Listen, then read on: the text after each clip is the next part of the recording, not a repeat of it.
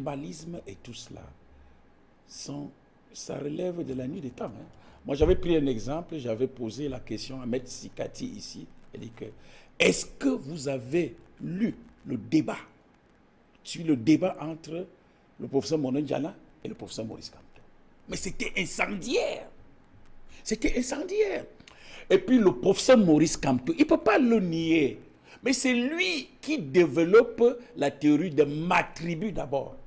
Ma tribu d'abord.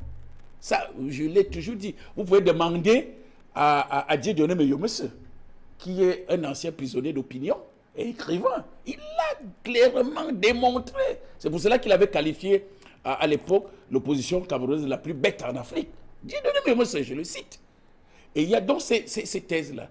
Et puis, il reprend le problème du dynamisme bamileke. Ce n'est pas sérieux. Les bamileke seuls ne peuvent pas constituer la classe politique au Cameroun. Vous avez besoin, le Cameroun c'est 250 tribus. Et je rappelle aux gens que le professeur Maurice Kamto n'a même pas gagné chez lui à Baham. Il n'a pas gagné les élections chez lui, dans son village natal à Baham. Ça c'est clair, les procès-verbaux sont là. Là, il ne parle pas. Je crois que la première contestation qu'il aurait pu faire, c'est à Baham. Comme le professeur Nkouvon conteste la victoire du RDPC à Bikop chez lui. Mais il ne dit rien. Voilà des événements apparemment anodins, voilà des faits apparemment anodins, mais qui ont leur signification profonde là-bas.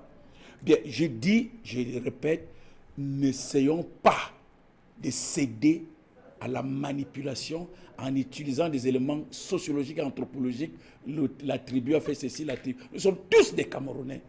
On est là. J'ai dit, si c'est M. Difford, anglophone, en fait, c'est notre frère de l'autre rive du monde qui gagne, nous allons le féliciter, on va le respecter. Si c'est le professeur Maurice Kamto, quand la Cour constitutionnelle va proclamer les résultats qui gagnent, nous allons le féliciter et nous allons le respecter. Si c'est le président Biya qui gagne, nous allons le féliciter et nous allons le... Y compris Cabral Libi et les petits frères Serge Matoma.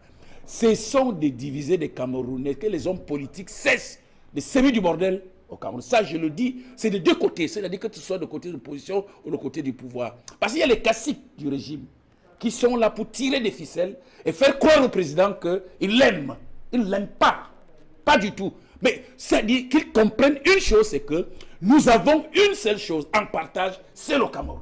Alors il ne faut pas mettre du bordel. Je le dis pour le dénoncer, pour le déplorer. J'ai dit de deux côtés, qu'on cesse de faire de la manipulation.